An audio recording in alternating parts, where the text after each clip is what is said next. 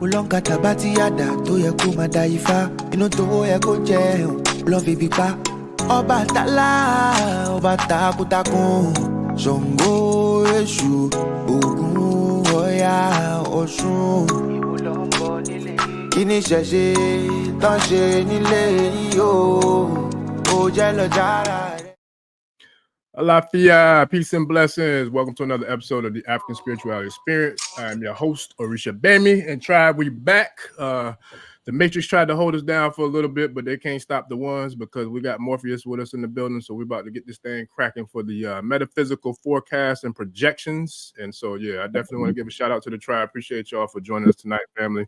And let's just jump right into it. We got the world-renowned, internationally known scholar, master teacher, metaphysician, Dr. Phil Valentine. Welcome to the program, Doc. Hey, you forgot, man. He said Baba Phil Valentine. Baba, Dr. Phil. You don't want to be no Dr. Phil. Well, I could be Dr. Phil. I could be Dr. Philip Valentine, yeah, but not Dr. Phil. That's a brand.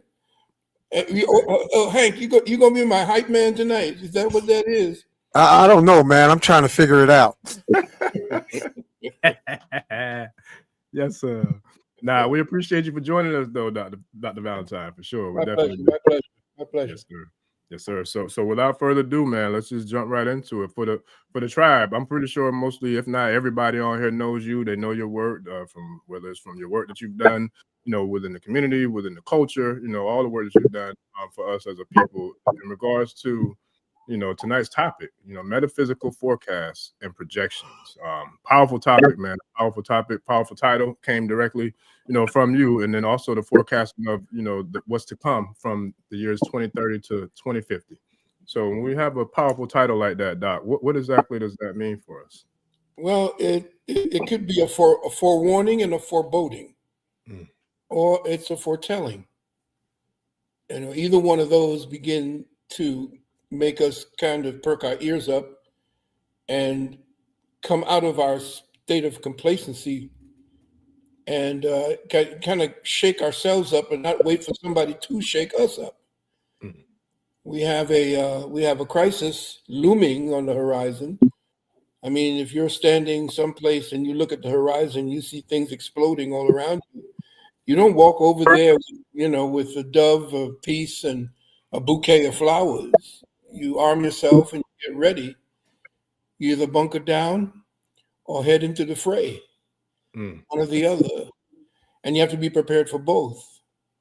So I believe as far as what we are doing today is getting things together for ourselves, get our weaponry first, because we must have that for our family. It's come down to the point where people now are desperate. Yes. And we were teaching, brothers and sisters like yourselves, we were always teaching class, at least me in nearly 50 years, preparation and separation. And the thing about it is a lot of people weren't ready to listen. And it's like I get calls of desperation daily, my wife and I. And we feel so bad, because I have a rabid father instinct when it comes down to people who require things and see the error of their ways too late and are essentially hanging on to the side of the toilet bowl, so to speak, as it's flushing. And, you want to reach out and help them, but you have to think of your resources first. And, I love my people dearly. And a lot of times they don't like the kind of teachings I had when I was very young. I was boisterous, crazy. And I was more kind of aggressive with my knowledge. And essentially it was necessary at that time to cut through all the BS. But now, as you get into my age, I'm in my mid-70s, and you get to the point where, you get a kind of a grandfatherly kind of energy. You want to kind of embrace everybody and, tell them, I told you so, that type of thing. But I don't have that time anymore. If you're ready to actually change, then it has to be instantaneous. I'm not taking you hand by hand through this. I will, however, you can go through the crucible with me at my university. And my university, I have not changed my price in 35 years. My consultations have not changed in 50 years. Everything I've done to stay at the price marketable for me, to help my family, and to stay afloat. I don't get the same gratuities back. I have over 250 videos circling the planet today, and nobody says, hey, here's a couple of coins and stuff like that. And then I've made up my mind from the time I was in this. And my father told me, he said, you're a great artist, because I went to school for, had a scholarship to the Brooklyn Museum. Most people don't know I'm an artist. I am also a musician. Went pursuing that. I've done so many things that I'm a jack of all trades. And when time came, I was forced into whatever it is that my contract was before I came into this avatar. And that is, I had to give up all of that, my artwork, my singing, coming right to the point where I was almost signed contracts, seeing big name artists stealing my music,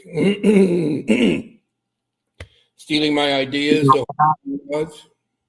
I'm sorry? I think it was feedback, Doc. Okay. And so that became, an incentive for me. Homeless twice. Did not care about the fact that I was homeless. I knew I was not going to stay that way long. And you give up so many things, as you know, when you're in service. My father told me, if you're going to try to get Black folks to stop eating, you're going to go poor. That's when I was dealing with my naturopathic thing. I got my PhD in hygienic science. Did a whole lot of things. And until this time right now, I found my peace with my beloved wife and my children. And that is, at this point right now, I'm here to serve, but not to be leeched, not to take my energy, but to enhance it.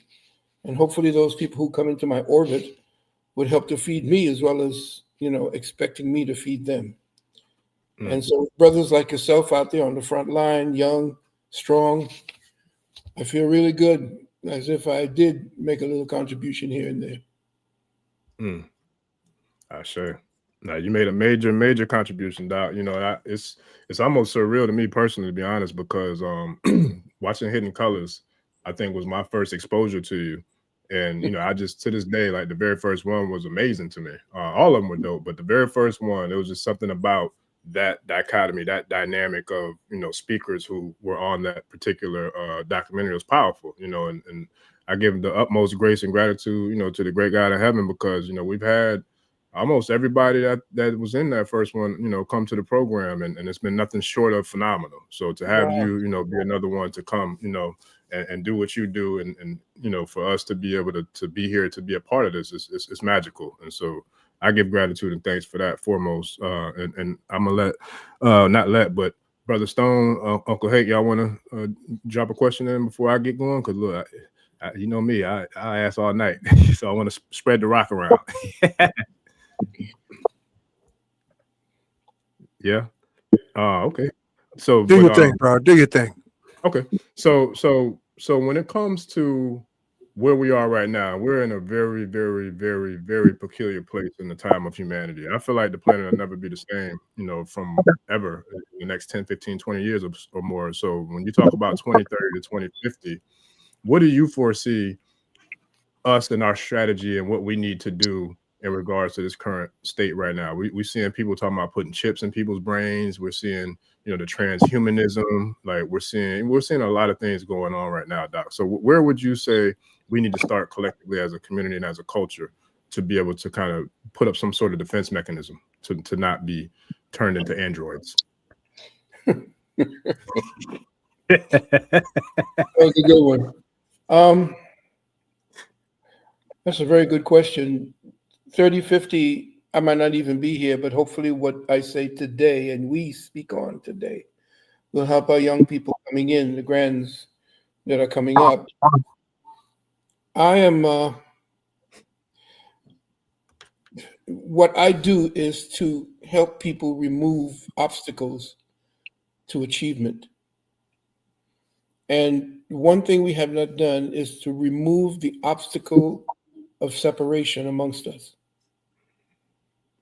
There is an obstacle that is at times incoherent, subtle, that keeps us in opposition because we've adopted so much of the pathologies of this European, this neo-Neanderthal, who has kind of infected us. This infection has us looking at our differences rather than what we do together to come together. He knows what happens when that power comes together because he's burned down over 200 or 300 of our cities and our places that we came together and created all that he has stolen. So Yeah. he knows exactly what we do together. And the first thing that we have to examine is what it is that we become infected by, so infected that we are lost our minds. We don't know collectivism, which was the foundation that made us and made us great. Mm. And so with this foundation gone, we're free floating like dandelion seeds that have not yet found root. And so when the time comes for us to say, what do we do between now and 2030, and then from 2030 to 2050, remove the separations, remove whatever that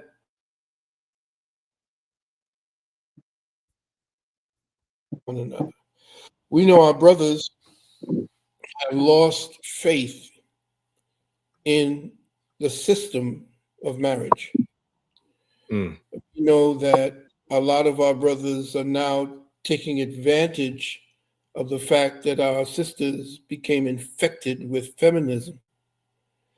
And they became infected with the individualistic virus, which essentially is them taking our nature and putting it into them and taking their nature and putting it into us.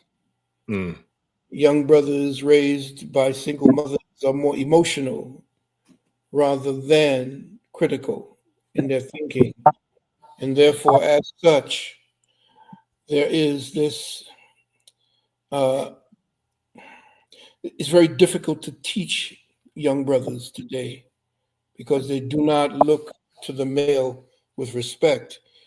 The so-called black man, the indigenous, the autochthonous man of this world right now is looked down upon. He has been made to be vilified. He can be easily vilified with no consequences. So these little separations that we have between one another, we don't have that. They cannot do that. And we cannot wait until disaster hits before we start saying, oh, you know what, we better get it together. No. They have already planned our future 75 years ago. Mm. You have to remember that this man deals every 75 years, he changes his lockdown sequences. How you have a particular kind of what's the code? Well, the code now is blockchain.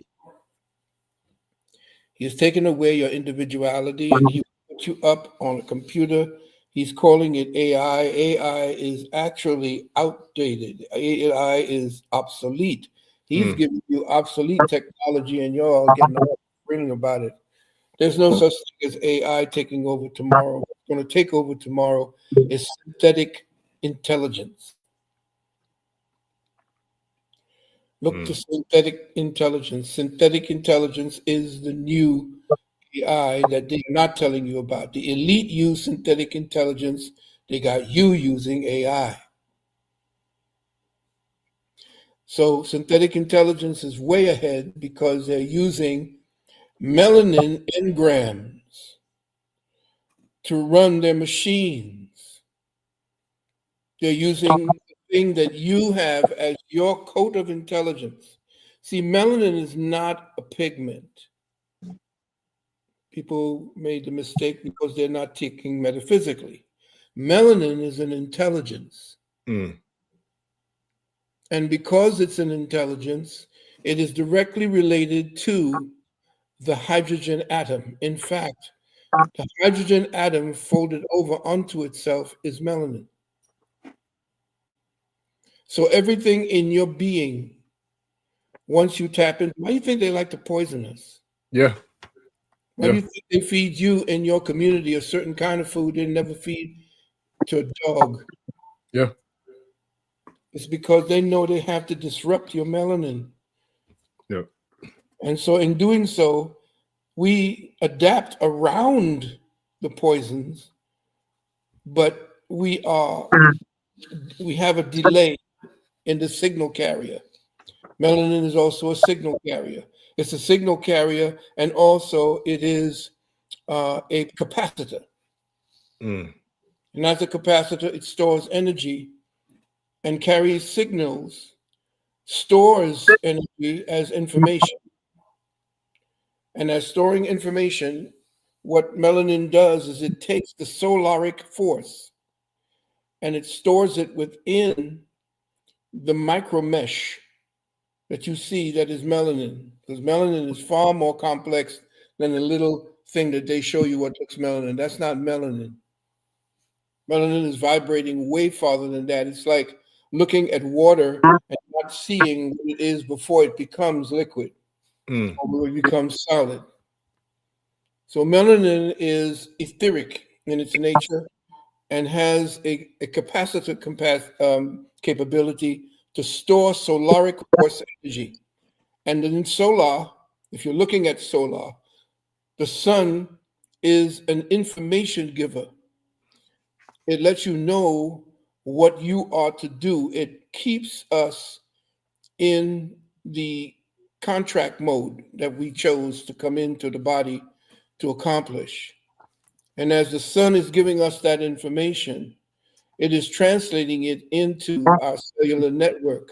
The thing about it is that the feminine principle needs to be feminine in order to truly, how do I say it, translate what that is into the feminine nature that is necessary in our world. We have two male type energies, with the females being forced to act like us, and we having to step back because we believe that she now feels that masculine power, and it's addictive. It's addictive. Not accent on the dick either, because a lot of people say that. But it is addictive. And my students don't like me to say that but testosterone is addictive. Yeah. It is addictive, and it is necessary to be expressed. It has to be expressed.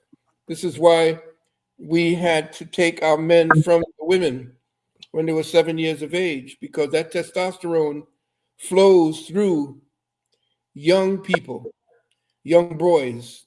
It flows through them at the same level and at the same dosage as a grown man. Even a child of 2 years of age, a boy, has melanin surges. Melanin, yes, as testosterone surges, even at the age of 2 years of age.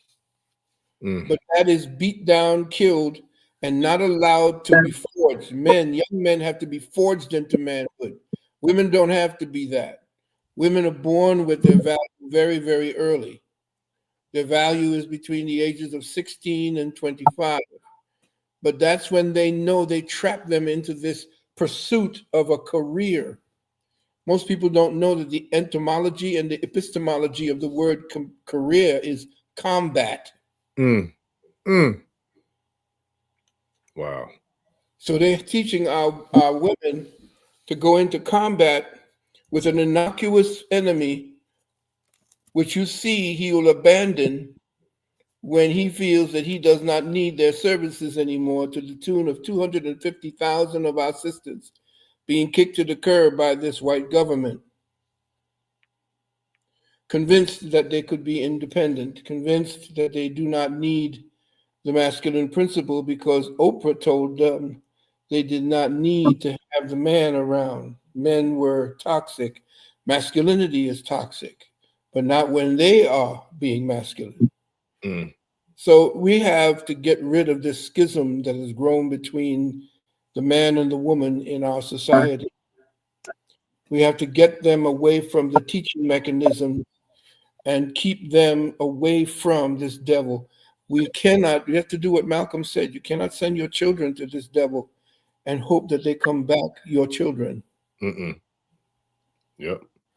So what I say is, 2050, they will already have, it's going to be a short-lived. Because they're already feeding us. They're killing hundreds of thousands of babies. They're feeding us in our hamburgers. I told people that 30 years ago, and they thought it was, I was anti-Semitic and blah, blah, blah. But do you know that they're shipping adrenochrome by the barrels? How do you think they get it? Yeah. Around the world, that is the number one commodity. The second commodity is drugs. Right. Number one is adrenochrome.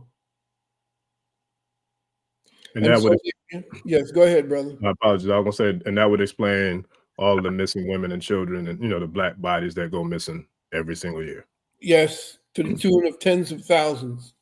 But you're too busy looking at, Captain America and wondering when Black Panther will have a new face. This devil, and I'm talking about, and I know it may be a little bit difficult, and there's certain things I may not be able to speak upon here, but we know who the enemy is. He's slowly being shown.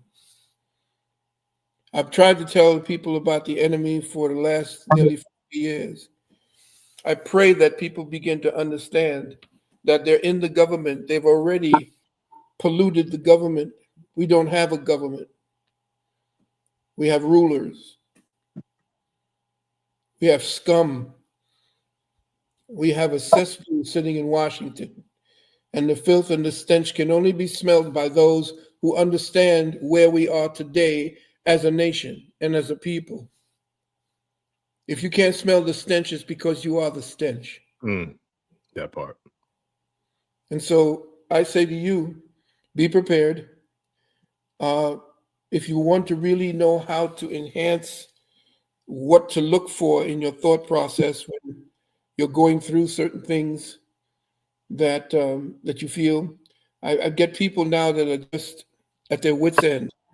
Now that they're pulling all the services that they got us, like the pusher gives you a little piece, a taste, and then you want coming back for more and more.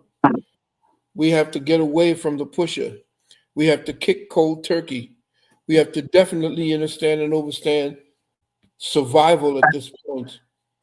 There's a lot of people thriving now online. There's a lot of people who understand XRP, because I told them about XRP when it first came out.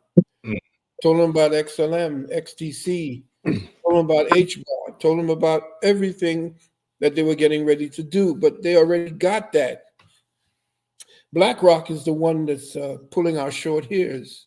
And you know why they took that name, BlackRock. Most people don't know why. BlackRock is actually after the gigantic magnetic stone that's sitting in the middle of the Arctic Circle. And it is there on the old maps. It's the Niagara I forgot the name for stone, but it's on the oldest of maps. You go up there and you look and where they saw, and from that particular center of the earth, because the earth is a flatted plane, it ain't a ball, it ain't a spinning water ball. Okay? Understand that the so-called four rivers, the Euphrates, the Tigris, and all the rest of that, what they spoke about in the so-called Holy Bible, they are dealing with the four outlets of the oceans, and it comes where there is a maelstrom. Now, anybody ever seen Pirates of the Caribbean? Have you seen it when they're at World's End? Remember when they were in this gigantic whirlpool? Well, what the Vatican and the rest of the archive thieves have kept from us is that hundreds of sailors have have gone into that area and get sucked into that maelstrom. And that's the maelstrom. That's the magnetic part that maintains the gigantic cyclotron that we are under this dome that is maintained by the rotation of the sun and the moon above us. Mm. The dome is made of compressed hydrogen that they tried to blow open when they tried to destroy the dome with atomic weapons. Mm. And they didn't. They couldn't. They cannot go into outer space because there's no space outside of the dome. Mm. I'll prove that to you. What do they say space is? They say it's a vacuum, right? Right. If space is a vacuum, how is space, and I'm talking about endless space that they talk about, how is this endless space not yanking and sucking our atmosphere off of this globe? How is it that our atmosphere stays attached and there's no such thing as gravity either?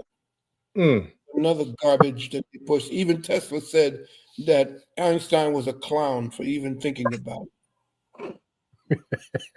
We are living in an illusion. Mm. We are living in a synthetic synchronicity. In my school, I teach about preemptive consent. I teach about synthetic synchronicity. I teach about phylogenetic. What we are is in a gigantic story that someone else has written. And they are synchronizing our thoughts in accordance with how they play with the forces of nature. Right now, everybody is waking up and waking up too fast, thanks to brothers like you and sisters. And because of that, they have to become more and more repressive. Their desperation has to come out now. It's showing. Oh, yeah. They have to now kick it into high gear. They have to now pull out the military to protect themselves. Too much is happening. Now you want to know why it is that they don't want to release the Epstein files? We know what's going on in the Epstein files. 3/4 of the entire United States Congress is on that file. Past, present, and the ones that even think that they want to be on there in rulership. We are ruled by a Khazarian cabal. We are ruled by the Khazarian cabal who deal with the Talmud as their law. They have ripped off your astrotheological sciences. They don't even speak the right Hebrew. They speak a Yiddish polluted form of Hebrew. So most people are right now preparing to adapt the new paradigm that they are now structuring for us. It's a whole new prison. You're not invited. They have to kill off at least 3 more billion people. That COVID, they called it, that's not the disease. The COVID was actually an acronym. It meant Certificate of Vaccination Identification. And 19 was AI. 1 is A, 9 is I. So what they wanted to do essentially was to start with vaccine passports. So COVID was actually created to introduce your papers, please. So certificate of vaccination identification was built up. We now know, because I had a run-in with Fauci back in 1984 and 85, when I was almost tarred and feathered by my own community for saying that AIDS was a hoax. Because too many of our doctors, black doctors, were bought off. I knew it was coming because a good brother back in the day named Kanya Kakumba, who had the Tree of Life up in Manhattan, he invited me up to his apartment on Central Park West, and he showed me some Wall Street projections on a new set of drugs based on interferon. And if we wanted to get in, we just had to have $1,500, and we could have stock in the new drugs that they were coming out with for some new disease that was galloping from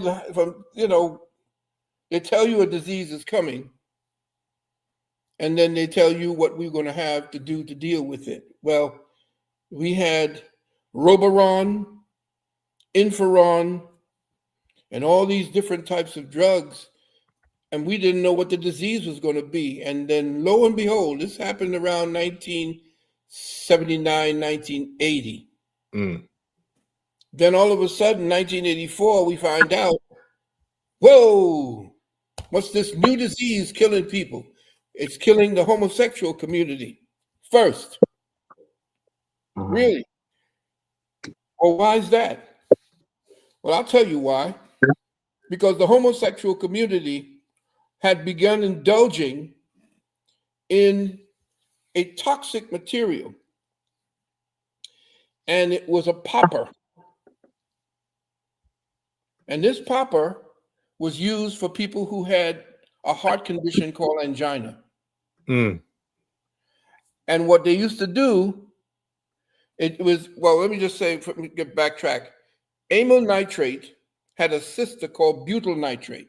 Amyl nitrate was what they used in the popper for people with angina pectoris. Butyl nitrate was never brought under regulation by the FDA. So there was this homosexual gentleman who was a lab technician.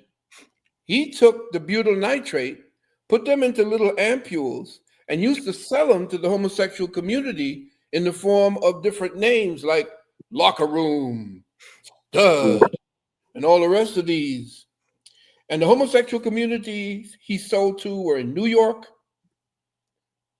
Los Angeles, California, and over in Africa, Kenya, and South Africa. This popper, once you inhaled it, boom, it was a super rush. It didn't creep up on you, it hit you. And the homosexual community in both of these regions loved it. But what did it do? Why did they love it so much? Well, they loved it because not only did they get a high, but what it did was it loosened up the anus. And so they were just taking it and popping it and banging everybody that was there in the club and every place else they could. And then after that, say around the 1970s, going into 74, 75, 76, these same individual men began showing up in these clinics, and they had it fish. They were deficient. Their bodies had been bereft or robbed of all defenses, no white blood cells, nothing, and they were getting these opportunistic diseases because of this. It was called GRID, gay-related immunodeficiency. So now, when that happened, they said, well, what? Oh, we got something here. This was like synchronicity. Why? Why was it synchronicity? Because at that time, your boy Reagan had defunded the medical community because his wife had cancer and ain't nobody gave him any answers. And so he said, come one, come all. If you got an answer for cancer, we're going to fund it. FDA AMA said, whoa, we got to do something quick. So what they did, they took the AIDS industry and took everything, the protocols, everything, the science, and moved it lock, stock, and barrel over into the AIDS industry. Then they began to iatrogenically kill people on screen to make sure that you knew that this new disease, this benign disease called HIV, would cause AIDS if they tested you. And then they tricked you by messing with the test. If you did not dilute your blood after they took the blood 800 times, everybody had HIV. So now, Black people started coming in because we started talking about the down low. They kept pushing about the down low brothers, the down low brothers. That started the separation.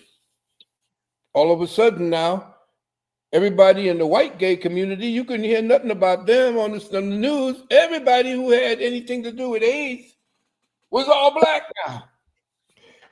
Doc, it sounds like the cocaine versus crack separation.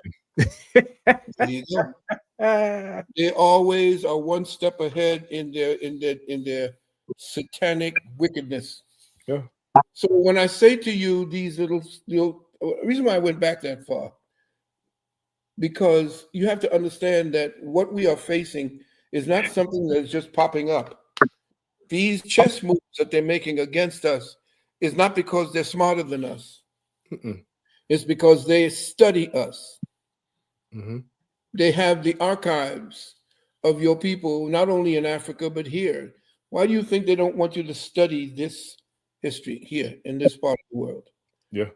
Because you are the autochthonous people of this world, not that Mongolian who came over the Bering Straits down through Canaan and into what we call a maximum America or Amerique. He's not the one. He cut the deal with the white man to become the indigenous people, but the true indigenous people were robbed and not brought from Africa. This Khazar was the one who understood what was happening. Why do you think they were burning all of our new places after so-called slavery went to the Emancipation Proclamation? Why do you think that they hired Martin Luther King? Why do you think that they let him talk what he did and got all in the news? Because we were competition. We were kicking the Yanks' ass in preseason every time baseball season came out. We had our own car dealerships, bus lines, banks, shipping lines. That Khazar knew that we were the intelligence of the planet. He is a pimp. He is a parasite. Did you ever see that movie, Wall Street? Look at what Michael, what's his name? Douglas. When Michael Douglas got busted by your boy in the park, he said, "I don't create a damn thing, and I'm going to just kind of cut a phrase on him." He says, "I don't create anything; I just own it." They're not the creators. They were from a tribe of people, the Khazars, who used to rob the people on the Silk Road.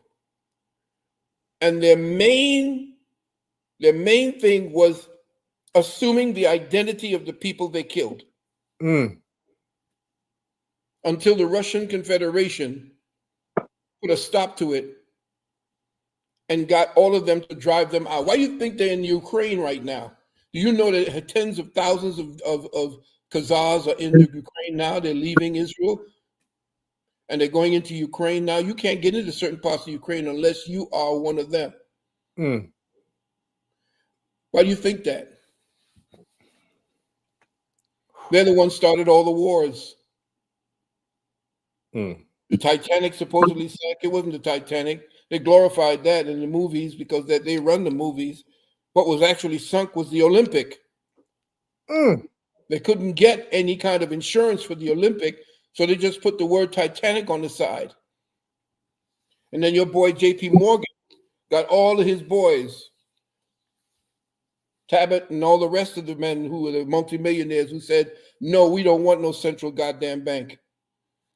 Loaded them all up on the ship and sank the Olympic as the so-called Titanic. And everybody will say, nah, that's not what happened. That's just a myth. No, it is bullshit. And then after that, what happened? What was it? I think it was Titanic or the Olympic went down in 2012, 2013. What happened? Federal Reserve. And after that, what happened? 2014, World War I. You getting the pattern here? This is who we're dealing with. We don't know the enemy like Sun Tzu. Yeah. And we have to not only look at him, we have to look at the person who actually empowered him, and that is the Vatican. Remember, the Vatican don't like Eastern Orthodox Christianity. That's their enemy. And that's who Putin is. Not unless he's a mole as well. But you got to understand this, the Jesuits with the black ships. It was the Jesuits who created the Illuminati using Adam Weishaupt, who was a converted Christian from a Jew. And so now we have the Illuminati, which they stole that name from us because the Illuminati were the high priests out of Luxor and Timbuktu and Ethiopia, Kush. So now we have to learn who the enemy is. We don't know who the enemy is. We keep fighting each other. They want us to fight each other because as soon as we know who they are,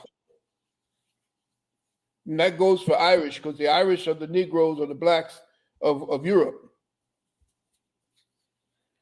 As soon as we know who the enemy is, and we can mount a collective counteroffensive to everything he has planned, which is genocide. You think what's happening in Gaza is just going to happen in Gaza? That part. Yeah. We're just getting a preview. We're just getting the trailer for what's to come. That's deep. So I didn't mean to drift. No, keep going. Keep going, Doc. Look, that's what we're here for. I just wanted to let you know that to prepare for what's getting ready to happen, we need our health, number one. We need to be dealing with some Juice Plus. Like I was telling people, we need to get on the unicity. We had to get on purging. The foods that we're eating now are laced, purposefully laced with parasites. Parasites are not only in the food, they're dropping in the air. Yep.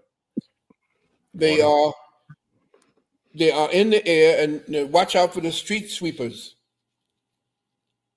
because the steam in the street sweepers are actually putting out micro materials that once you breathe them in, they affect your lungs. You create mucus to protect the lungs, cough up the mucus, spit some out, but swallow some. And when you swallow them, they get into the stomach acid, and it's the stomach acid that activates them. I know I sound like doom and gloom. No, listen, that's what we're here for, Doc. We need it. I might be carrying my sickle in my hood. But I do tell you that there are positive things that look like they're shaping up, because we have good brothers out there like yourself. We got brother Dane Calloway, who's trying to wake people up. There are other brothers who are out there that's actually working to wake up the sleeping masses in such a way that they begin to take responsibility instead of getting into that, how do I say it, welfare mode, looking for somebody to come along and give them answers instead of studying what's going on and finding those answers. I see. You see, I don't mind speaking to people and let everybody know Egypt, there's no such a name as Egypt. Egypt is Greek. Egypt is, yeah, they call it Egypt. That's the Greek. It's Tameri or Tanahisi or Kemet. Yeah, Amerikua. If you look at Meri is a Kemetic word. It means the beautiful. Amen. You look at IME is right there. At the end of every one of the Christian prayers, at the end of every one of the Islamic prayers, at the end of every Hebrew prayers is what word? Amen. Yeah. Amen. Doc, let me ask you a quick question. Is there any correlation or connection between Tameri and Taseti? Taseti essentially came later. Tameri and Tanahisi were the upper and lower, they called it. Gotcha. North was south, south was north. Okay. And when you're dealing with Taseti, you're dealing with essentially like a capital. Right. The landmass, Tameri, Tanahisi, these specific land masses were essentially governmental in nature. Who best served the collective? It wasn't until Nama and other so-called Nasut actually united Upper and Lower Kemet in order for them to be the powerhouses they were. They became just as despotic as any, and that's the thing we don't talk about. We must talk about the good things in order for us to rise as a people, but we got to remember what it is that made them fall in the first place. We have to understand that Akhenaten isn't everybody that everything that we build him up to be. Akhenaten almost destroyed Kemet. And if it wasn't for Horemheb and Ramasu, who you call Ramesses, he would have allowed Kemet to fall. Yeah, he was infected with. Why do you think that they love him so much in the Rosicrucian order? Because he destroyed all of the temples, and Kemet was a theocracy. And as a theocracy, these different temples were like a House of Representatives. And they checked the power of the Nasut. He came in and said, screw all that. I'm the Holy Family from now on. And we're going to be worshiping Aten. Get rid of Amen, get rid of Jehudi, get rid of the Assad, get rid of all of that. Y'all come to me. Well, the people didn't like that because the people began starving. Why? Because he said that all there is to love Aten. And everything you do is to work Aten. He was trying to create one of the biggest cults out of Kemet. Now, at that time, because he was ruling, Mempata, which we call Memphis today, was going to hell. That was the capital at the time. It was going to hell on a hamstick and a broomstick. And he was into the kumbaya. But he was also suffering not only because he had acromegaly, but he also had leprosy. And he used to use blood, drink blood of who? Well, you see it being done by his acolytes today. Why do you think they love him so much? Yeah, I know. It's like, oh my God, how we can't know all about this. These are the people we hold up. We built statues to them. Listen. What happened? Here's what happened. Let me tell you what happened. He let Kemet go to hell. And because the people were angry with him, he moved further, either north or south, if you want to look at it. And he built a city called Armana in order for him to be able to practice Aten. He took his priests, and across the Nile at Malawi, he had his acolyte priests over there, and they go on with all their rituals. He would bathe in blood. hoping to get rid of whatever it was that he was sick by. So Kemet was going to hell. Syria and all of the places that they had jurisdiction over, like you see the United States today with Venezuela and all of them, they started acting up. And so Syria and all of the different places and the holdings of Kemet began attacking Kemet and the people who were there stationed to run Kemet's business in those lands. And what happened? Hordenheb, who was the head, the top general at that time, like your boy, Colonic Bowell, what was his name? Colin Powell. He, in himself, was the head of the armies at that time. And he said, you know what, this is where they got the Caesar. This is where Rome took the Caesar thing from. Because Hordenheb took over the running of Kemet. And his main general, Ramassu, he sent to get rid of Akhenaten. Akhenaten's father, you got to remember, was Ahmose. Look at that name, Mose. Where do you think they got the word Moses from? They took it from Ahmose, which meant father of his people in ancient Kemet. That's where they stole that. But he sent Ramassu and said, wipe that place out. That's a den of iniquity. They're killing people. They're doing all kinds of weird stuff. So Ramassu took part of the army, and Hordenheb went over there to pacify parts of the north and other parts where Kemet was being attacked. Now, at the time when Hordenheb got down there, he was wiping out everything, burning, destroying, where you saw that whole gallery where all those lions were and everything. They destroyed Amarna, and your boy Akhenaten went fleeing into the marshes over there in where is that place where they talk about baptizing Jesus and the rest of it, in the Sinai. See, the area of the Sinai was actually a marsh that got flooded. It was flooding at that time when Hordenheb sent Ramassu down to wipe out that den of iniquity that Akhenaten had started. Akhenaten took his people and ran into the Sinai.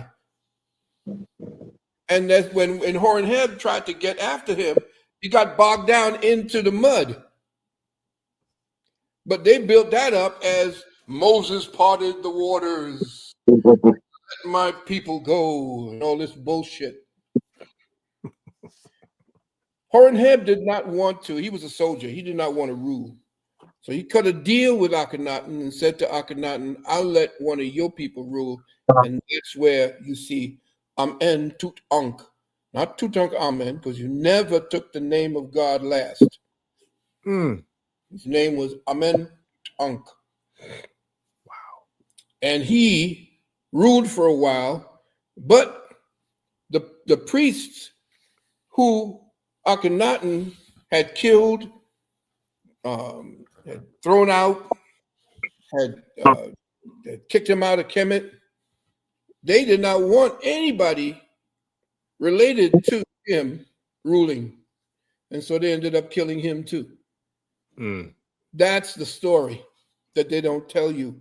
And that's the reason why you see this Khazar, because the priests of Malawi became the Levites. And the Levites were actually the priests that served Akhenaten.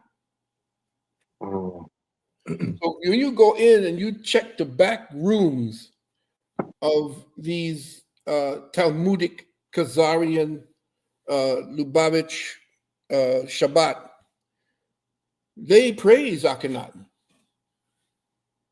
because of what he represented. And they took the priests of Levi. Remember, the Levites were the ones who ruled over the 12 tribes. They were the ones who told the tribes what to do. But again, people are going to say that I'm crazy. People are going to say that this sounds nuts and so forth. But I've done enough reading and enough researching to go behind the scenes. I don't like people polishing stuff for me, polishing turds and giving it to me in the form of, golden turd that I found. You know, here, take this, worship, bend the knee, genuflect. Right. I don't care. Trying to give it to you like it's a burnt sausage. There you go. Doc, let me ask you.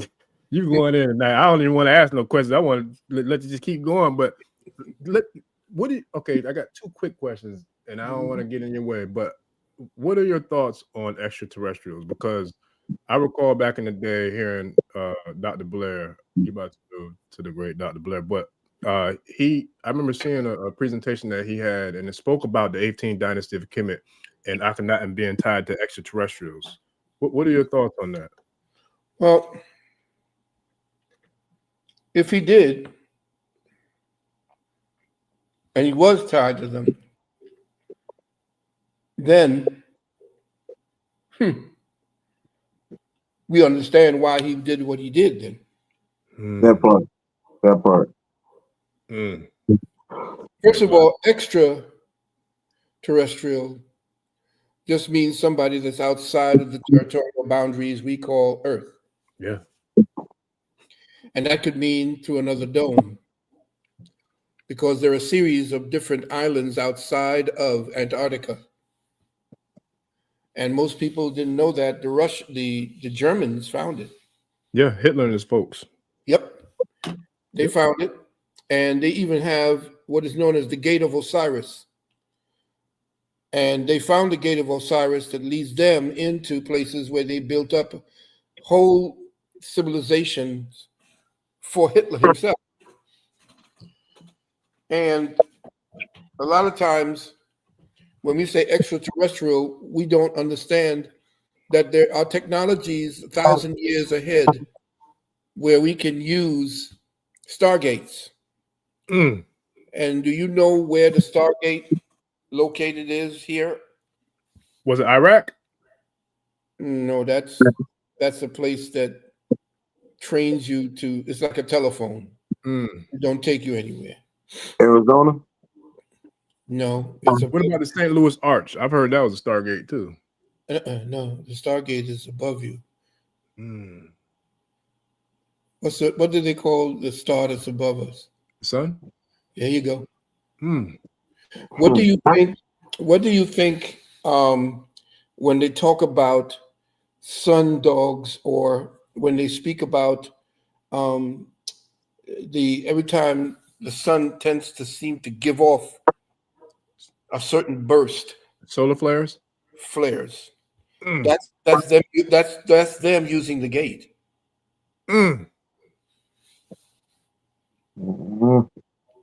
Every 29 and a half days, when you get to the 29th of June, the 26th or the 21st, between the 21st and the 29th of June, take a look at the sun. They never tell you anything about the sun except it's hot.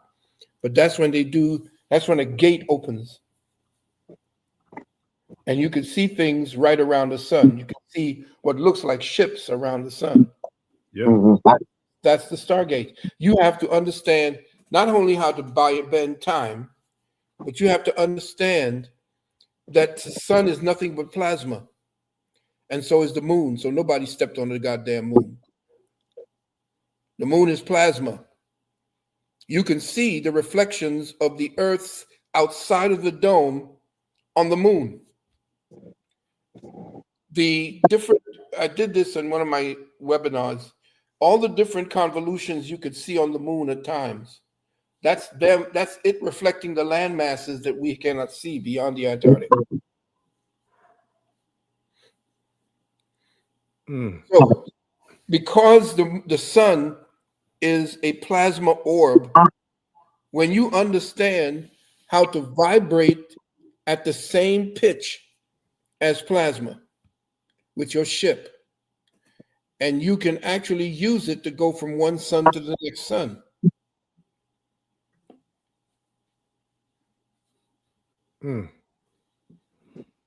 That's deep. Okay. And so we don't know our world. We are too busy looking at the illusion and the fantasy that they created of our world, and they're playing that game with us. So we are on a flattened plane not flat Earth. And people are saying, well, no, how are you going to say we're on a flat Earth? Yeah, well, Copernicus was murdered because he didn't want his so-called globe Earth that he was forced to put together because he was a priest of the Vatican. So when he told the priests he did not want to have them publish his work until after he died, so they killed him. And buried him in an unmarked grave outside of a church in Poland. Whew. Yeah, we're going in tonight. No, I mean, you got to shake up academia because that's the place where the lies are being promoted as reality. Just like the Bible is nothing more than a good book telling you how to behave your damn self using, Keanu Reeves and Jack Nicholson and what's his name, Denzel Washington as characters. Yeah. And of course, everybody's waiting for the reckoning. Well, when you find out that Jesus and Lucifer are the same, maybe we'll come to some kind of senses. It scares the hell out of them. Even when Jesus told you he was Lucifer in Revelations 22 and 16.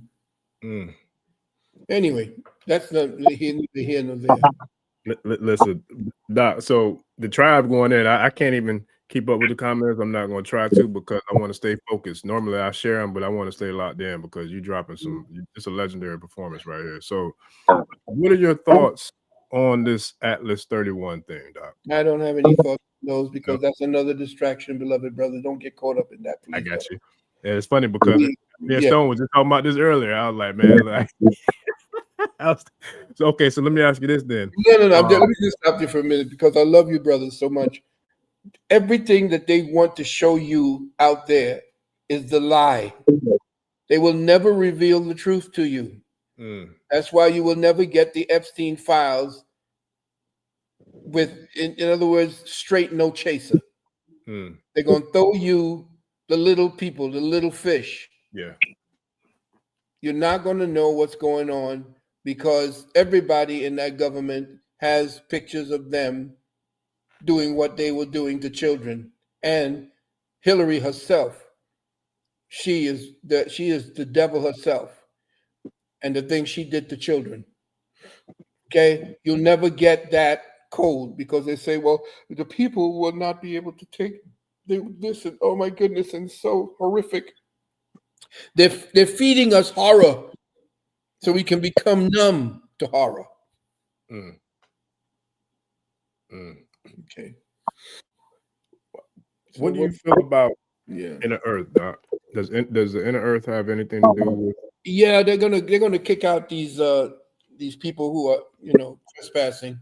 The white man has been trespassing everywhere he goes as he came up 6,000 years ago, which is why he wants to tell you that everything began 6,000 years ago. Right. The Stone Age, I keep telling people the Stone Age was not him running around with a club and living in a cave. That's not the Stone Age. The Stone Age is our age. That's when we built pyramids. That's the Stone Age. The real Stone Age. This nonsense what they're showing you with this, this gorilla going around a back, and that was man. That's the white man talking that bullshit. Let me say to you, your boy Darwin and all of the rest of them, his father was a chematologist, an Egyptologist, and he had all those statues with the head of the hippo, the head of the heru, the hawk, the head of the vulture on human bodies, and that's where he started out, thinking that we came from animals. This man is a fool. He knows he is, but he studies well, and he is so violent that we don't think about violence in that way. Remember, he was a Neanderthal, and as Neanderthal, the real Neanderthal were savages. They were the ones they were cannibals, which is what he is now. And your boy Genghis Khan was a mix. He was Neanderthal. And it's funny because Dr. John Henry Clark wrote a book. Well, he wrote the book. Well, he wrote the foreword for Yep. what's I got that book. It's got a great cover. I can't think of the name of it. right, yeah, White Man's Inheritance. Inheritance. Yes, sir. Yep. And he, the author, Michael Bradley. White dude. Yep. He wrote that white people were the ones that were the problem of the planet. They were like cancer is white, so is they. And that's what he was saying. Yeah. And so what he said was, as soon as he said that the white man was the problem, every one of the so-called Khazars, I don't call them Jews because the J was never actually introduced into the lexicon of English until the 17th century. So who the hell is Jesus? Well, we'll say he's Yehuda. Well, he is Yehudi. No, well, the EU, E-W-I-W, was who the God was of the so-called Jew at the time. And the Yehuda is where you're dealing with. There was no Judah, it was Yehuda. And a lot of people are twisting it. And because we are taking on his derivatives, our consciousness is being blended to his. And he can now just filter that back, the lies right through that consciousness, and we can adopt it as real. It's not. Okay, he steals everything he finds. Okay, and so I forgot my train of thought because I got so many things going in my head. My wife tells me about stay on point. It's all good. Now, so let me ask you this, because what it sounds like, what I'm hearing is you're breaking down. It sounds like the difference between human and mankind. Yeah, the human, H-U-E. We should spell it correctly, H-U-E-M-A-N. But again, the topic that we're speaking about is to be able to justify our existence for our children, because they're going to come along and say, well, why didn't you do this? Or why didn't you do that? Well, it's so simple at this point. Well, they don't understand that, what it took to get this information. Our young people today are cut and paste. They're actually cut and paste scholars. They didn't get out of the libraries because we didn't have any kind of internet, any kind of computer. I had to travel. I had to join these organizations to find out what they had encrypted and down in their basements. When I joined the Theosophy Lodge, I had to go down into a dusty place and there was books, old books that you could hardly open up. And you could tell that was all our information that they had stolen.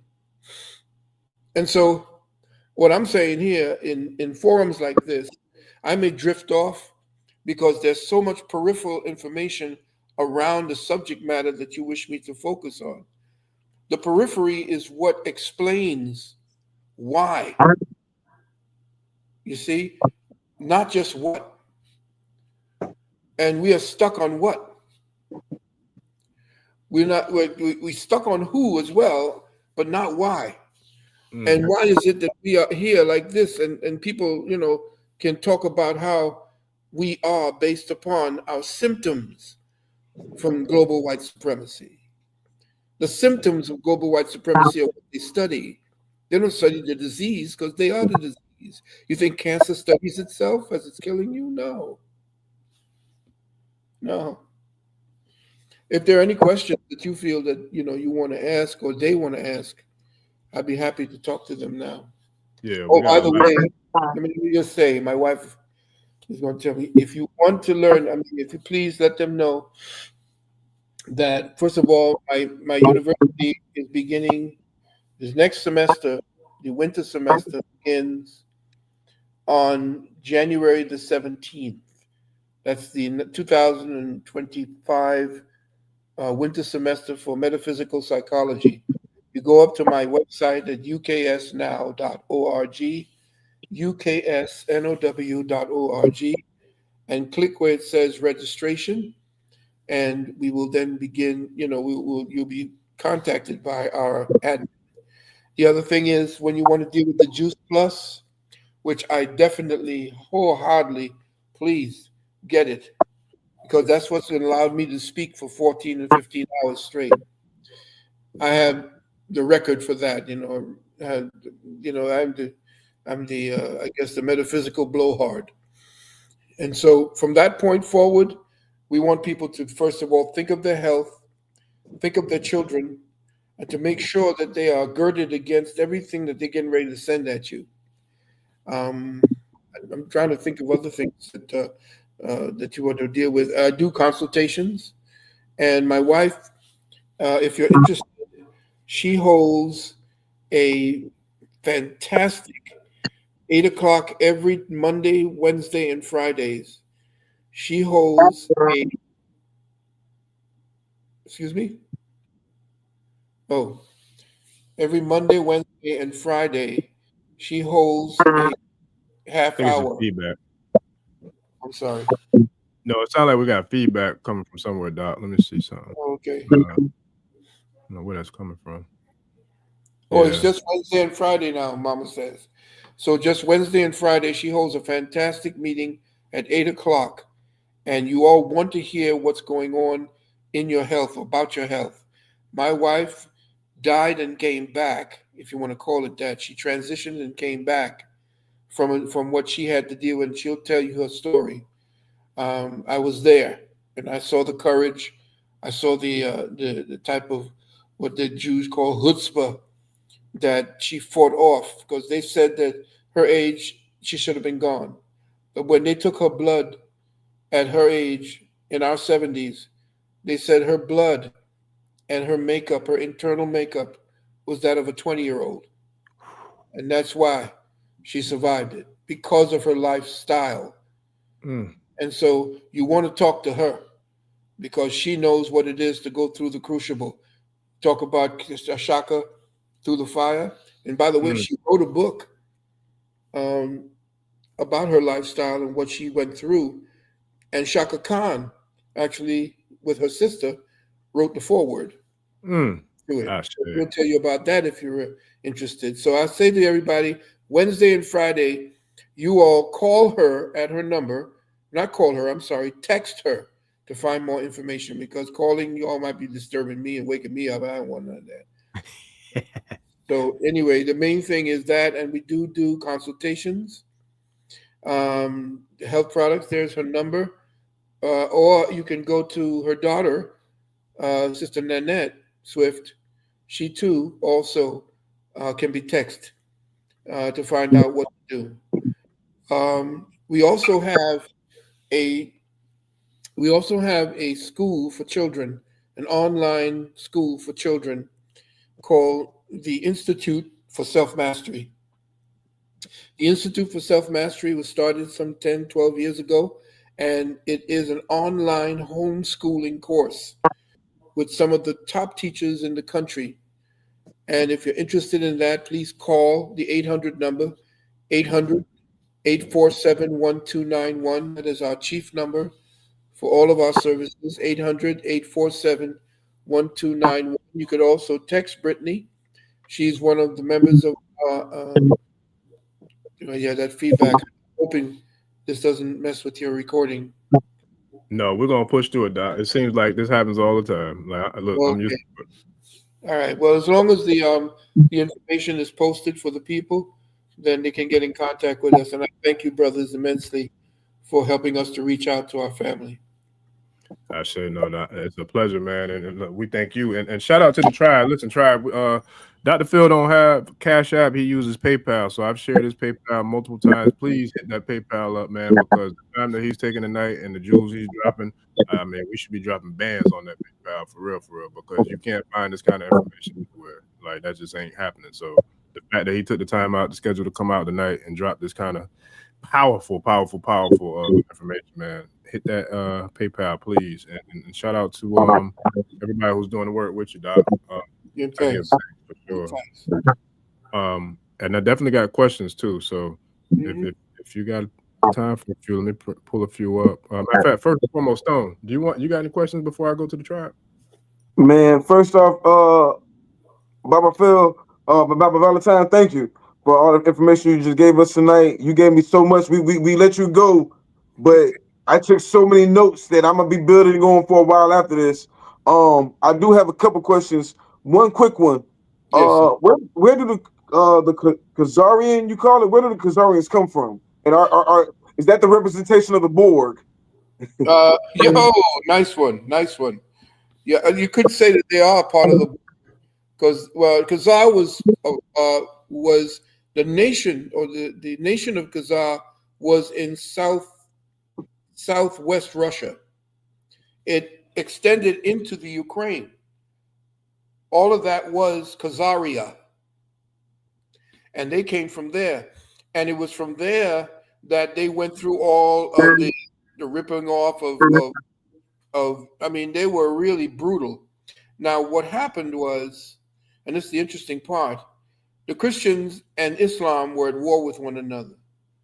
And what happened was they came upon the nation, or the country of Khazaria. And at that time, in 740, I believe it was, they tried to encourage the Khazars to either convert to Islam or to convert to Christianity. Well, the king at that time was Bulan, Bulan. And he said, nah, I ain't going to do that. We're not going to convert to either one of those. We're going to convert to Iudaism. And so they adapted to the Iudaism. And from that point forward, after they were destroyed, all of the gold and the silver and all of what they stole, they, after being destroyed by the Russian Confederation that drove them out, they scattered throughout the Europe and the East, going down south and around, and taking boats to go across to the Americas, where they helped with the so-called slave trade. And again, they did not reach the Americas with the slaves. Most of them ended up in South America or in the islands, in the Caribbean islands. They call the Caribbean islands because the Carib, of whom I'm part of as well, they were the ones that they destroyed in order to mixing up together. And of course, the so-called Jamaicans were definitely powerful warriors at that time, who they would mess with, especially the Maroons. I see. Well, that also goes into, in the beginning, you were saying, you said something, I might be mistranslating it, but you said something about separation, and I took that as sovereignty. And you said a lot, and I want to like make it all hit home. But when you said about the government, if you said what you said about the government, we know that this government has been overtaken by body snatchers. Literally, these are body snatchers. They're doing all sorts of weird stuff.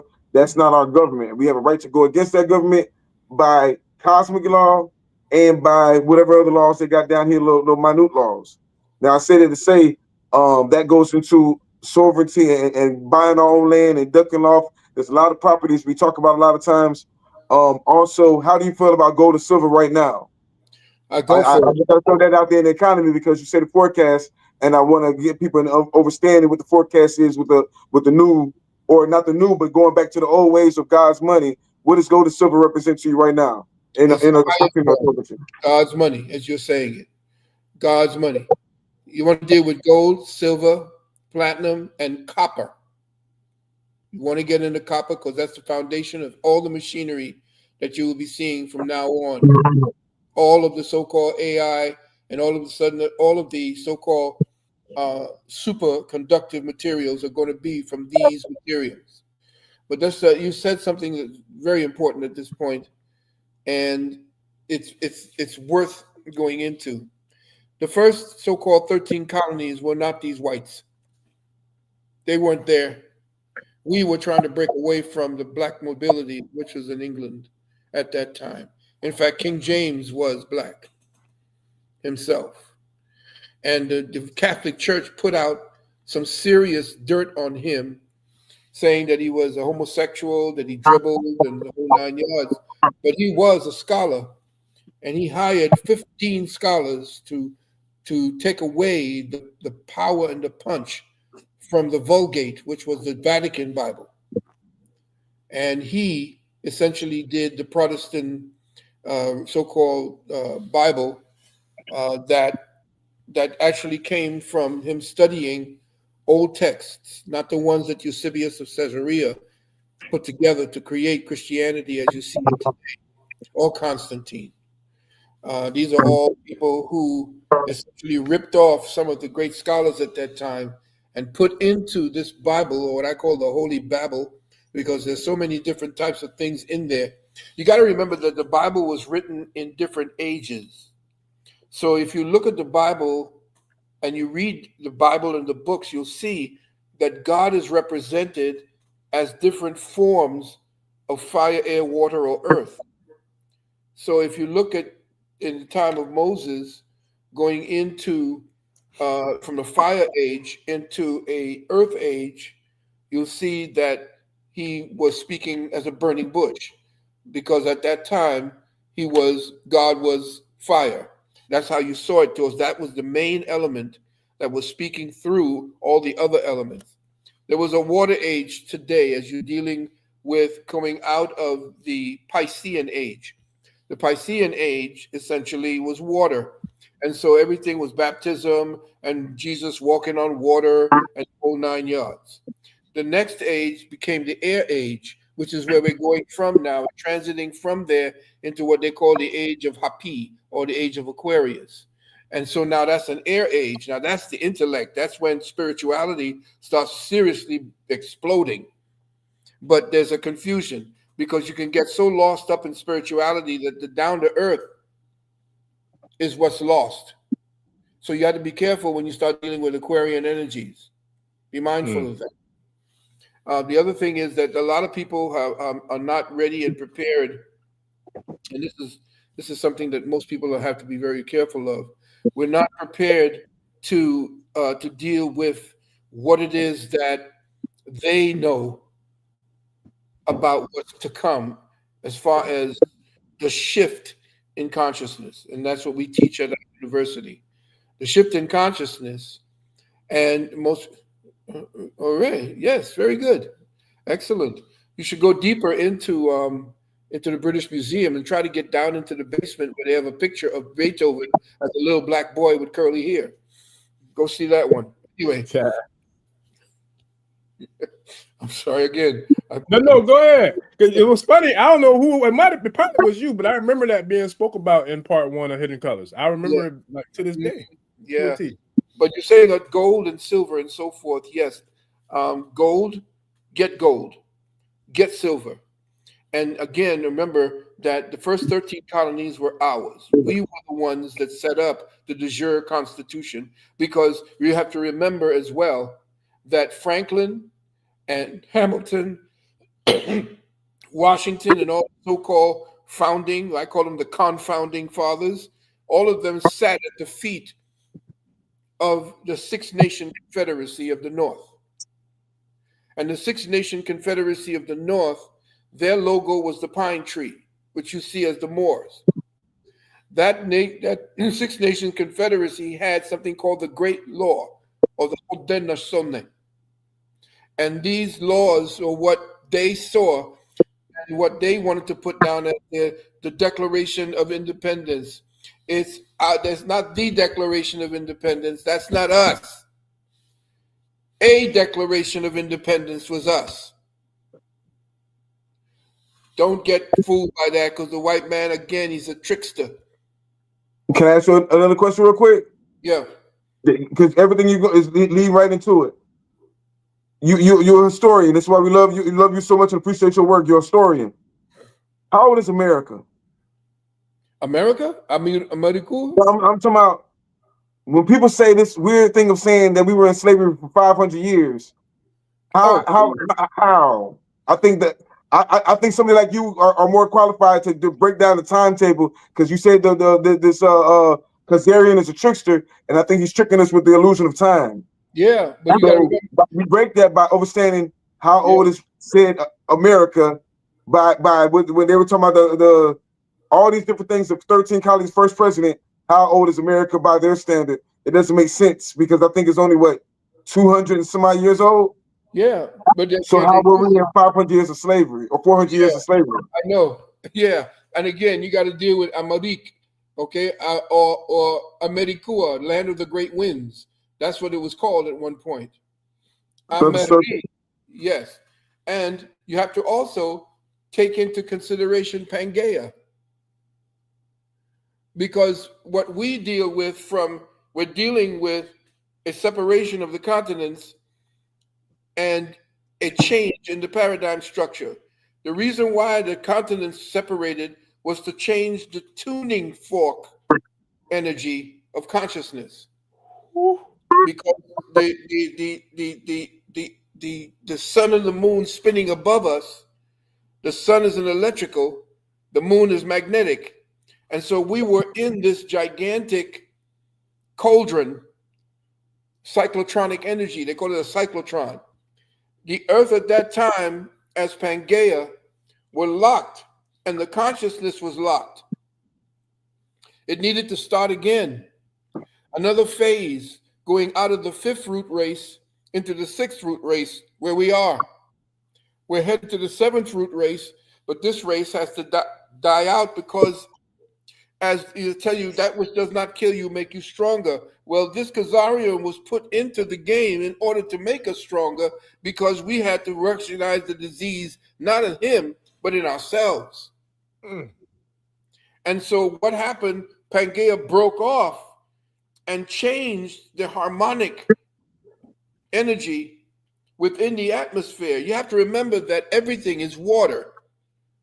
Water takes on different consistencies. The water that you see, that we look at and see fish and have a liquid consistency, that's another qualified form of water. The air you breathe is water. Yeah. You're just qualified to breathe this form of water.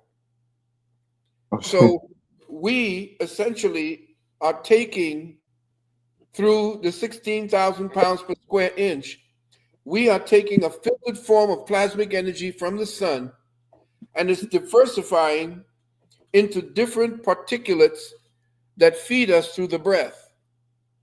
And as we are fed, we're given certain knowledge. And what had to happen was a great upheaval to change the consciousness paradigm. That's why you see the white man now is digging up 20, 30, 40, 50, 10, 20 miles down and finding all temples. That's the Stone Age.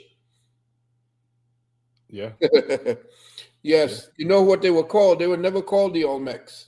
They were never called Olmecs. That was actually, the name was given to them by the head steward of the Native American, I think it was called the Native American Museum. He called them the Olmec, which actually breaks down to called rubber people. But they weren't called that. They were called Tamo'ankan.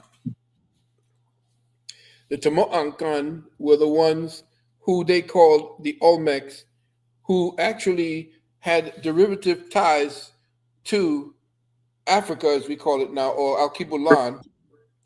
And the tribe was called the Z people. Now, out of Mexico, or Meshi, yes, our good brother, I forgot his name. I love the brother. He wrote a book, and he made it very clear that when Mansa Musa left Africa after he sent 200 ships before, they didn't come back. One ship came back. He said, "Where everybody at, man? Everybody partying over there." Okay, well, stock up. And he sent 300 more ships with him on it. Mansa Musa came under the derivative destruction of the language. Mansa Musa became Montezuma.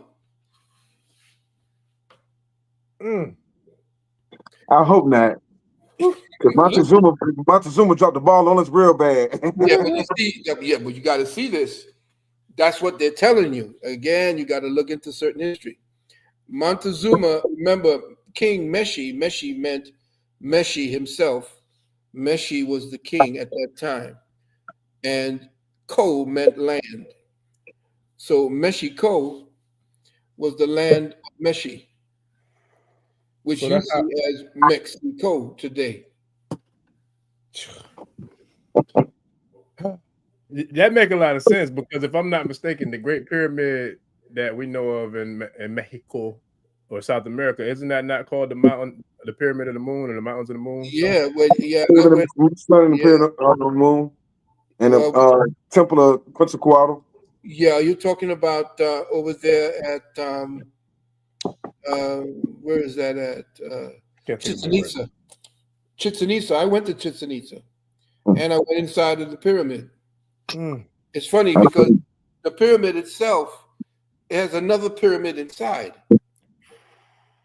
So when you went into the pyramid and you slid along it, you can't be claustrophobic. That's one thing, because it's like you're being buried the way they used to initiate back in Kemet. But anyway, when you went into there, you come out and you see there's another pyramid inside of the pyramid itself. That's before they stopped people going up on top, because we went over there and I could survey and see the entire land. And there were other pyramids like maybe miles away from that particular site. Can I ask you a science question? And then I'm a whole, but I got to ask a couple questions that a couple people are asking. I hope I Uh, can answer it. yeah, I'm sure you can.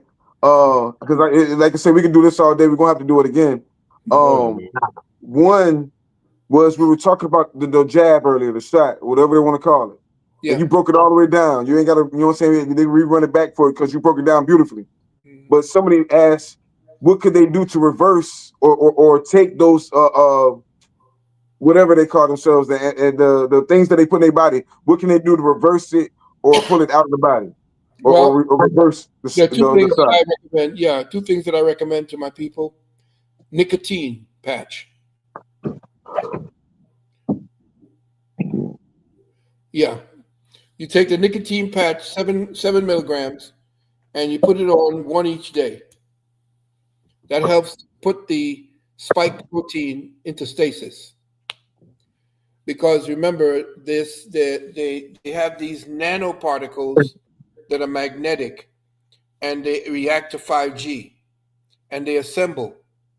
And once they're assembled, they seem to have a programming that gives them the intelligence to migrate to certain areas where not only your lymphatic system is, but also where your mucous system is, and up around the heart. That's why a lot of young people who took it were dropping dead on the field, because the migration and the body defending itself against this creates a clog in the areas of the body that allow for the blood to flow. And the blood vessels are very thin and they only move in one direction.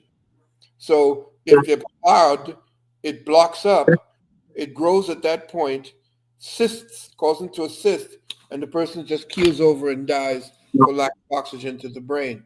And you saw it happening over and over. Let me just tell you this: tens of millions have already been killed, and they're planning a second dose. The other one is nattokinase, Nattokinese. Nattokinase, you could do 200 FUs, and I didn't want to say it for distance, or 8,000. 2,000, I mean, 2,000 or 8,000. Taking that, it's a derivative of the soybean. And what it does is it thins the blood so that if there are any clogs or any kinds of blood clots, it thins it out. Those are the two. There are others, but I don't know what they have of the materials. I don't know what drugs they're taking or what it is. We don't like to just give them Right. Mickey researching, but the Juice Plus we found has been enormous help, as well as the materials that we deal with Unity. Anybody who is on Ozempic to lose weight, or another way of Ozempic is called Wegovy, Waygovy. They changed Ozempic, which works but has a side effect to your liver, kills it. And Wegovy, Waygovy, is the other, it's the sister to them losing weight. But if you want to lose it naturally, and if you want to do it while it's tasting good and on a regimen that does not have any deleterious effects on your kidneys and liver, you need to call my wife, because she's the one that you have no idea how much knowledge she has. She's trying to keep me, she's trying to keep me, righteous, and I'm just saying no. I'm a spoiled kid. We appreciate it from the winter solstice. What was that winter solstice? 2021. Yeah. She did a lecture then. Yep. How do you feel about magnets? Do you think magnets would do something about pulling things out of your body? Yeah, but you have to wear them strategically, like Hank would tell you how to do that. You have to wear them strategically because they're parts of your body that's already magnetic. And you have to be able to understand the parts of like your heart, very high energy, magnetic energy. In fact, that's where your soul is really sitting. The soul spark is actually inside of the heart. It's at a place that's in the heart. I don't know if they changed the name up, but it's the sino-auricular node. Or the sino-auricular node, that's where the heart, that's where the soul sits. That's why in ancient Kemet, when they are giving you the last rites, or when you're dealing with the part where you're going for the judgment, they don't have your brain on the scale. They have your heart on the scale with a feather. And so the sino-auricular node is what they go after when they go after, clear, poof. That's what they're hitting the sino-auricular node, which is the valve. It's almost like a timekeeper.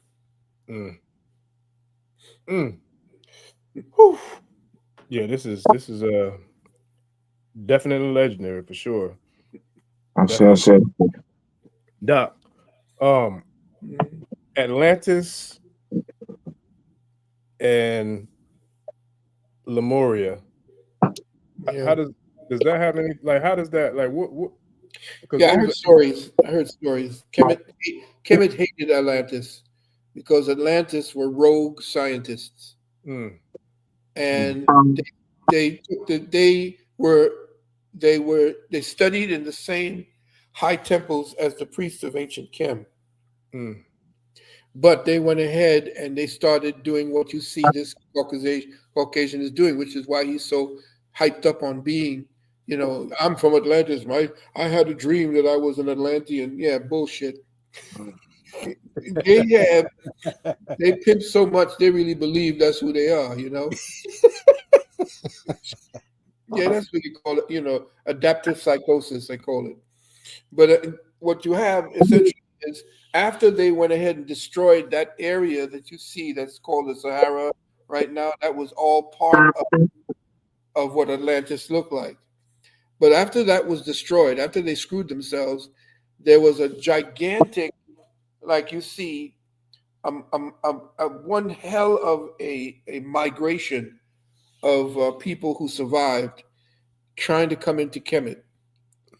And that was they really came with that kind of mentality, and that caused them to scatter in different areas and regions. A lot of the Atlanteans became the people that you see down in the Manamatapan Empire and down around that area. They migrated south because they couldn't go all the way east. Some were accepted, the ones who came their knowledge and they had the piety, but they had gone so far, like Trump and the rest of these people, they have that spirit. So Lemuria, I have not gotten too much into it. I went into Churchwood and I tried to get as much information from Churchwood, but he was, telling me the same thing about, about who the stone builders were, from the Stone Age. And I say that the people that we see that we call it Tartarians today, they're the ones who essentially scattered from Lemuria and from Atlantis and from ancient Kemet. Because you got to remember that ancient Kemet was invaded. And so what they did was they had to maintain the knowledge. And so they said, well, we'll have a few who had good memory to keep the knowledge. No, it didn't work. So what they did was they created these tablets that you see called the tablets of Jehudi. And these are the 22 what they call arcane that you see of what they call the tarot. Is that the same as the Emerald Tablets, Doc? Well, no, the emerald tablets were an offshoot. That came first, and then what happened was that's when they were dealing with lasers. If you look at the side of Kemet, you could see the flower of life, and they were dealing with lasers. They knew light as a weapon and as a beneficial tool. But when you're dealing with that, as far as coming together, see again, there's so much coming into my brain right now. I got to shut down my brain because I was just speaking about technology. Who was I? Well, we've been all over the place, but Yeah, we went into Atlantis and Lemuria, and then we yeah, that's the place where I say Lemuria. a little bit. Lemuria, and there were other civilizations before that. They're coming up with the Tartarians, which of course they're coming up and saying that the Tartarians were white, and they love to talk that nonsense to everybody because you got to remember too, when they talk about go west, young man, that guy who was talking that nonsense about John Wayne meeting up with Indians and shooting up Indians, and nothing but Indians out there. These people found whole cities that were abandoned. These capitals where they put the people in. You think this white man built those Capitol buildings? He didn't have a damn thing to do with building any of those. He took them over. That white man could not build anything. In fact, all the churches, and you see these monasteries that they're talking about, they took all that the Moors went and built in England. In England, there were black kings in ancient England until it was taken over and turned to hell. And then the Europeans came in, the Neanderthals came in. I'll just call them Neanderthals. And they were throwing their feces out of windows. And if you're walking under them umbrellas, they used to wear them umbrellas at night. Then the Queen Anne celebrated her 21st birthday by taking her first bath.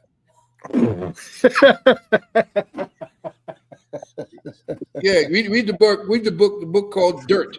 Read the book called Dirt. Dirt by McLaughlin.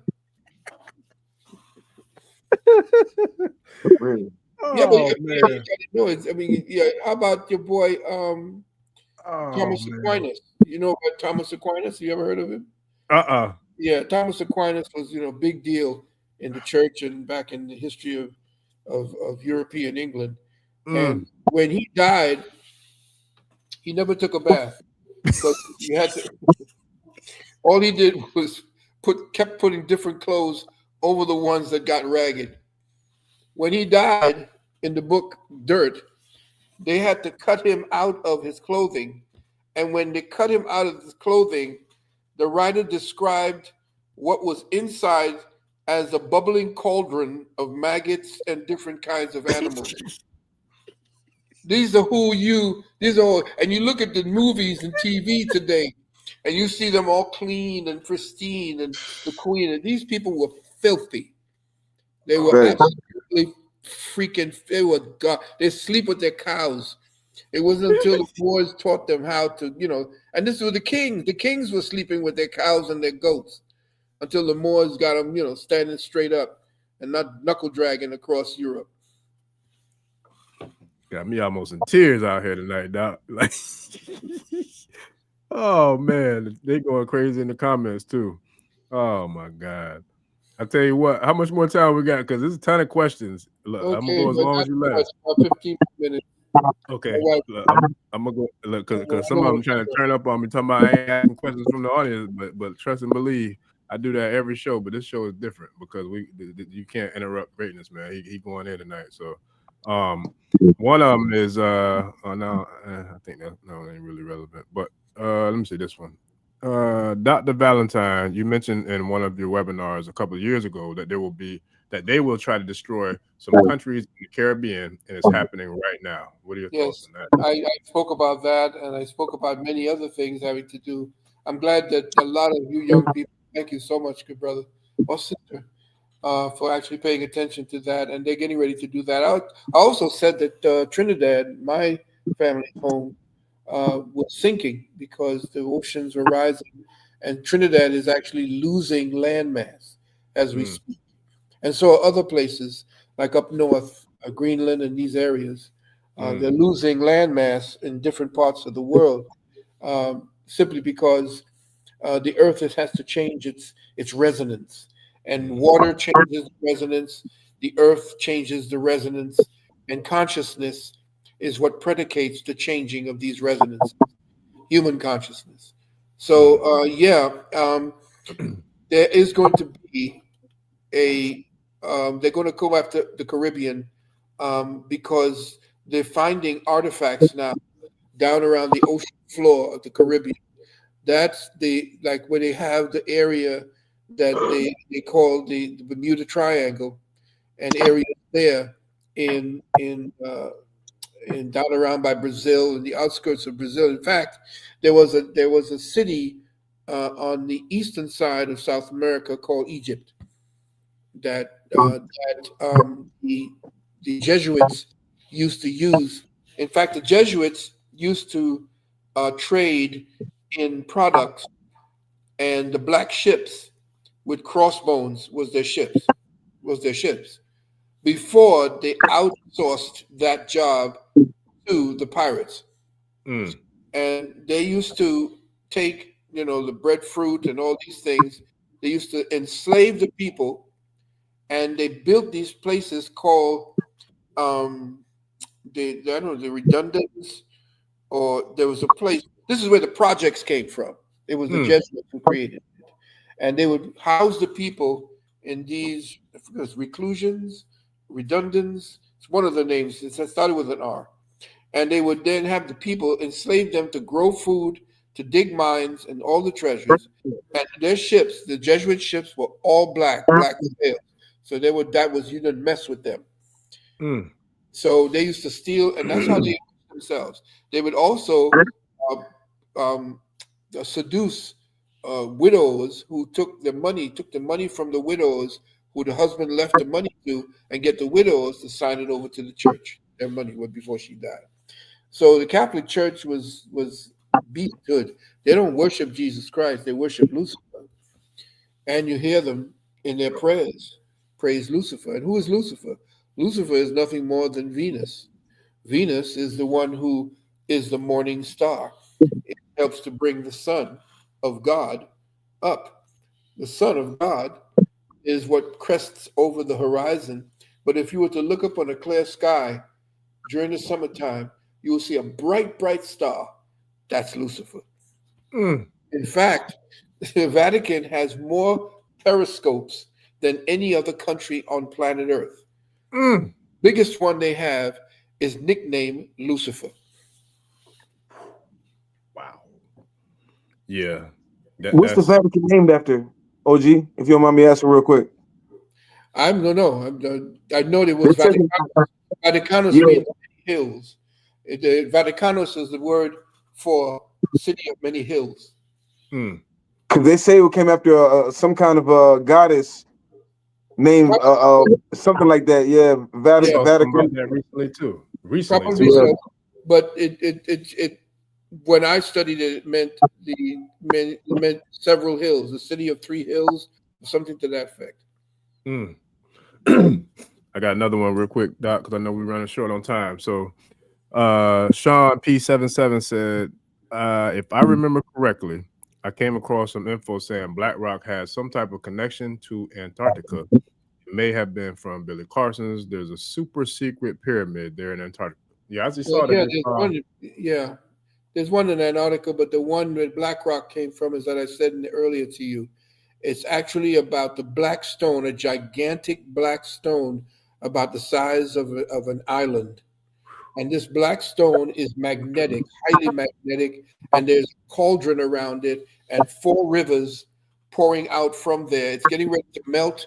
The ships that are going to be sitting over there, and they've been hovering over it for a while to see what that's about. But Black Rock is named after, and it's Spanish. If you're Spanish, Black Rock, look for the oldest map of the Arctic, and you will see that sitting right there in the middle with 4 estuaries from it is the word in Spanish called Black Rock. And you see it as a gigantic rock sitting in the middle of the Arctic That's the one where Black Rock took that name from. Now, let me ask you this, Doc. Is there any correlation between that black rock and then that black rock that they use over there? And I can't think of the name of it, where they go and worship. Oh, you're talking about the Kaaba. Yes. Yeah, the Kaaba, essentially, yes, that was part of it. But the Kaaba was actually a shrine to, what's his name? Starts with an S. What's the god? The Hindu god? Shiva? Shiva. Shiva? Yeah. When they first found it, before Muhammad came and took it over, it had all the artifacts of Shiva, just like the Taj Mahal was a temple to Shiva. It was not that was the romanticized bullshit about some guy made it for his wife. No, that was a temple to Shiva. And they took all the stuff. You go in the back room, you'll see all of the gods stacked up there. And you saw pictures of the early Kaaba back in when it was first actually became part of the Saudi Arabia. They showed you what was in there, and there were all these statues, gold and so forth, of Shiva. In fact, Shiva is Islam. If you look at Shiva, you look at the Abraham. You saw me do that maybe about 20 years ago. I call it the Abraham triad, the three-headed dog. You had Christianity, Judaism, and Islam. That's the three-headed dog, because all of their fathers are Abraham. All of their fathers are Abraham. Now, where did Abraham come from? Well, Abraham is a twisted name for Brahma. If you were to take the word Abraham and you were to take the A from the front of Abraham and put it to the back, you'll see it's Brahma. Now, how do I know that? Well, I know that from looking at Brahma's wife. Brahma's wife was called Sarasvati. Sarasvati in Christianity is Sarah. We were ripped off, family. It's bullshit. Bullshit. Yeah, this is one for the books right here. This is one of them ones. Definitely one of them ones. Oh man, okay. I'm gonna run through them real quick. So shout out to Yusef, brother Yusef Muhammad says, Baba Valentine, does this relate? This was way earlier, but he wanted to know, is there a correlation between the Mayan hieroglyphs as well as the Kemetic hieroglyphs? Well, yeah, and every time you're looking at the Stone Age, you have to remember that everything happened across, it was consciousness diversifies. It may express itself in different ways. So, for instance, you think that China was for Chinese. The Chinese are a Johnny-come-lately offshoot of the Chang. And the people who were there and the people who you see that they call the Asian people. These Asian peoples and all of what you're looking at, these people, we're looking at twisted history. I call it twistery. The European creates these games for our minds to be played on. But the Mayan hieroglyphs and the so-called, and these are not hieroglyphs, they're actually called, there you go, they're actually called petroglyphs for the European, but they were the NANETTE for us. NANETTE. Medu meaning the word, and the Nature meaning God. That's where nature, the word nature comes from. So yes, the Mayan consciousness was supposed to be the first consciousness, because what you see in America is older than what is in Kemet. And most people don't see the step pyramids. In fact, I read somewhere in all the books I've read that Herodotus visited this part of the world and spoke of pyramids that had temples upon them. There's no other place in Kemet that you see temples on top of pyramids except here in the Americas. So Herodotus himself visited the Americas, what we call the Americas at that time, but Tameri and Ta-Nehisi. You got to remember too, there was a queen up in the place where they call Chicago that was at war with Kemet, and we had queens that were in the coast. I mean, this European, yes, this European can't find himself. You remember I did when I did the lecture with Hidden Colors. I said the deeper the white man digs for evidence of his existence, the blacker the planet gets. Yes, sir. Yeah. And he does not know what to do with himself. He has to keep legitimizing his existence by keeping and digging. The more he digs, the Writing more, books. yeah, yeah. The more he digs, the less relevant he becomes. And that's scary for him. Oh yeah. Well. OG, he said it earlier, and let it ride because he was just going. But he said it earlier that you could prove the connection between the Olmec civilizations and West Africa, right? And everybody be trying to divide, and they really be hating it. But it's on their kufi. Remember when we said El Rey? Yeah. Even if they weren't the same people, I'm not even saying they're the same people, but they were directly doing business with Africans. But they were And we forget cocaine. And the pharaohs were snorting cocaine. that part, and we act like the bloodlines don't mix, but we forget the outside of medicine, yeah, because we were medicine men, cocaine, right. Outside of medicine and jewelry, because they all like Shiva came down with gems on, all of them had jewelry. Right. Women was a currency back then, so we don't take into consideration how many women were traded back and forth. We don't call we wanted to delete a lot of stuff out of reality, but how that means if the women were brought from over here and brought over here, then you have both DNAs in you. You have all these DNA strands. You see what I'm saying? That's the connection. But listen, before you cut, I'm gonna cut your wisdom. Go ahead. Be very careful when you call it jewelry, because Jew and El is Saturn. The Jew, El, he worships himself. Every time you call something that's precious from the earth jewelry, you're giving him props. That's ornamentation. It is ornamentation for the body to enhance the energy dynamics from within. Oh, so we have ornaments. We don't deal with jewelry. look, most definitely. Give me the country wisdom. Listen, I know we're running short on time, but I got two from the tribe, and if I can get one more in myself, because this is epic. This epic right here. So this one right here I held for a while too. Fair use TV one wanted to know about charcoal pills. Limited use. If you have like certain irritable bowel syndrome, and if you're dealing with the inability to digest, say, milk and so forth, the charcoal does good, but the best use is to get baking soda. Baking soda is the one that will turn everything out. In fact, baking soda does everything. It does it inside and out. Baking soda will do what the charcoal does, but the charcoal itself becomes saturated. And after it's saturated, it doesn't have any real use. But the baking soda, the body takes the baking soda and converts it directly to alkaline. And then that works to help you. It helps the kidneys, and it also helps to enhance the charge that you need, which is the hang for a minute. Nitric oxide. So it helps the nitric oxide. To enhance nitric oxide, that's what you need to keep the standing rod up, and what you need to keep your kidney flush well. Okay. Shout out to Sandra Edwards 4278 wants to know, this is heavy. How about Orion spelled in Sirius? Yeah. Our people were connected, especially the Dogon. They were connected to a certain part of the revolving dome.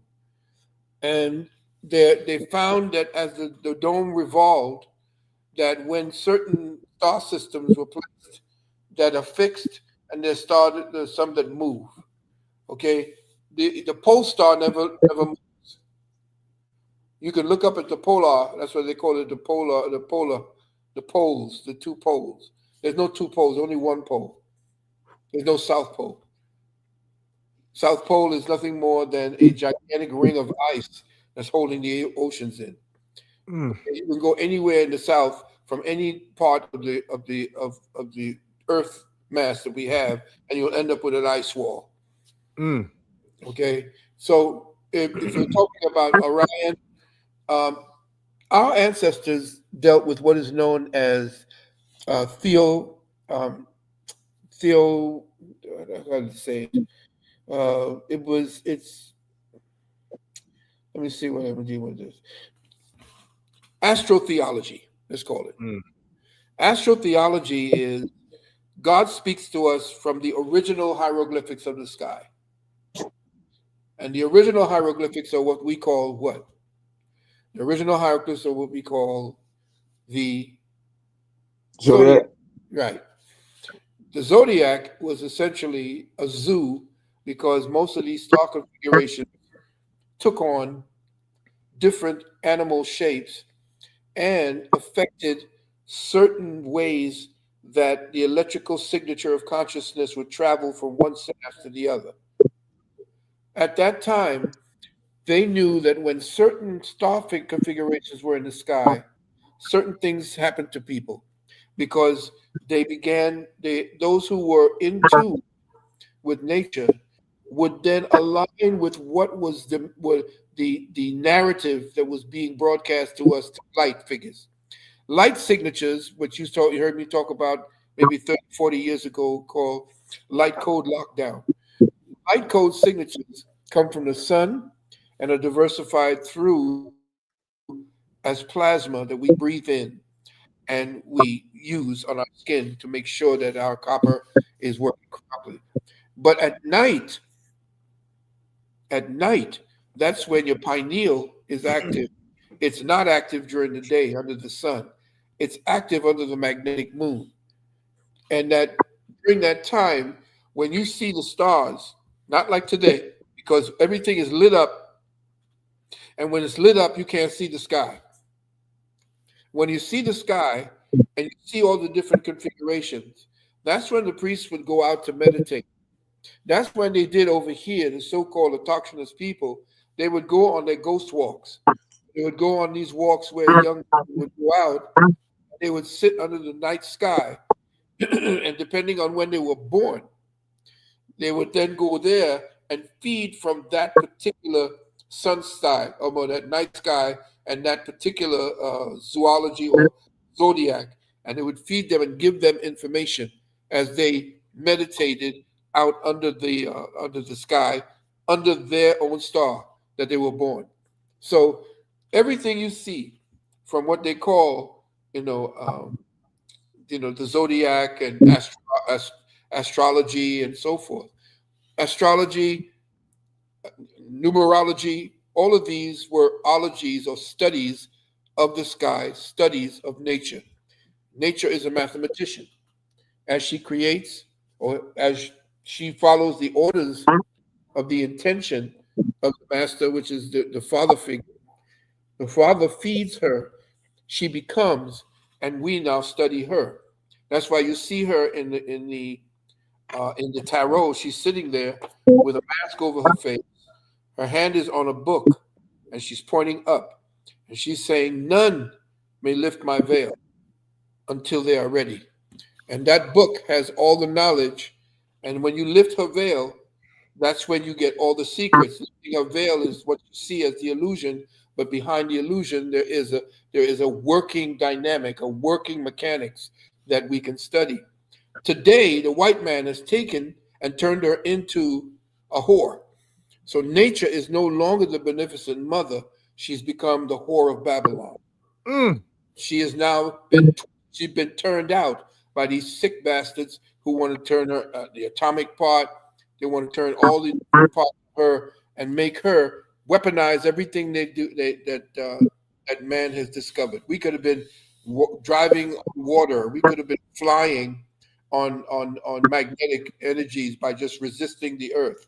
We could do everything, but this devil, this white man, knows that once we advance, he dies out. So he has to keep pipping us.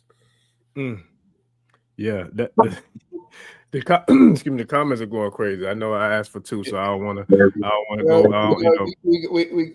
We winding down now. Yeah. So I ain't gonna keep going, but I'll share this one. Is that a picture of Uncle Hank? No, that's him. He meditates. That's scary. Oh my God! He meditating on the call. I'm just meditating. He said, "Take a picture of it." That's why I'm about to say we got to do a part 2, man. We got to get to part 2 because Uncle Hank, we got to watch them interact. Like, we didn't even get into too much. I wanted to ask you about Imhotep because the way you went about Akhenaten, we didn't really need to talk about Imhotep, and that's something that Uncle Hank would go crazy on. Well, I tell you, Imhotep actually got everything from his mother. We got to do this again. His mother was a master herbalist, and his father essentially was a master scientist.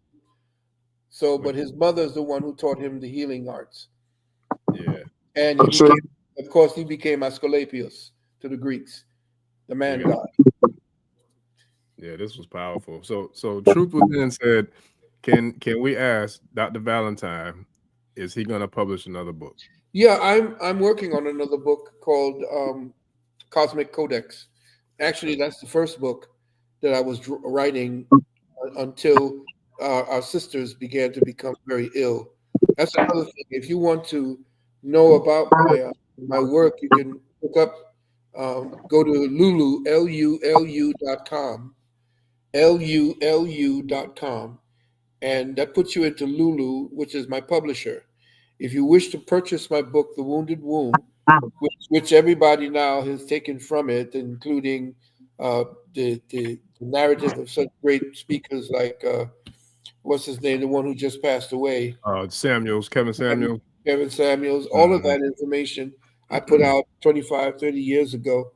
And if you really want to get into that, go to lulu.com, and in the search, just put, Philip Valentine, Wounded Womb, and that'll put you right into the purchase page. Really would want to get our sisters to read that book because it's a manual to show you how you left the throne of your majestic self. You left the throne of your majestic self, and it's not a browbeating book. Cosmic Codex is in the works. It's going to be over 1,000 pages, but it's not ready yet. That was the first book I put to the side. It's still in the works, but I finished Wounded Womb, which is book number 4. It's 4 of 7, actually, that I'm working on. I say. Nah, this was legendary, Doc. It really was. I got one last. This is my last question. I got this. I can't even remember where I got it from, but I saw it. It spoke to me, and the brother was wearing some really dope ornaments. So I'm not even sure exactly who it is, what it represents, but it spoke to me, and so I had to grab it. And so I got this piece right here. And I was just curious because look, it just spoke to me spiritually. So I'm like, I gotta grab this, and it's been in my around my shrine now. But does this have any... Okay, who is this? That, or what would it represent? It looks like he is representing. He could be a offshoot of Elegba. Uh-oh. What are we looking at now? Oh, yeah. No. See, that's the thing. That's the thing. Yeah. When we do our history right, Bill claims that to be Shango Macho. Yeah. But look up Chief Satsuriwa. We were just in Jacksonville when we were in Jacksonville with our Professor Paul, right? Chief Satsuriwa. Yeah. I'll put in comments. Chief Satsuriwa. When you look up the chief so when you look at the gemstones, that's our culture. Yeah. Now that all those different people were bringing gemstones and all these different things to Florida. We already know how we construct stones. Now, Chief Satsuriwa is a real person. Now they take that image and take it to Cuba and everywhere else. They don't never want to give the black man over here in America any credit, so they take it over there and say it's Shango Macho, which caused a big confusion. That caused a big confusion in the diaspora because they were like, "Oh no, that's not Chief Satsuriwa, that's Shango," because the Cubans call him Shango because that's the energy he had. Now, mind you, if that was Shango from Africa, like they were trying to deem it, saying it was Shango from Africa, why don't you have a Shango? I mean, you don't have no Shango. All the statues in Africa you got. Have you ever seen a Shango Macho statue in Africa?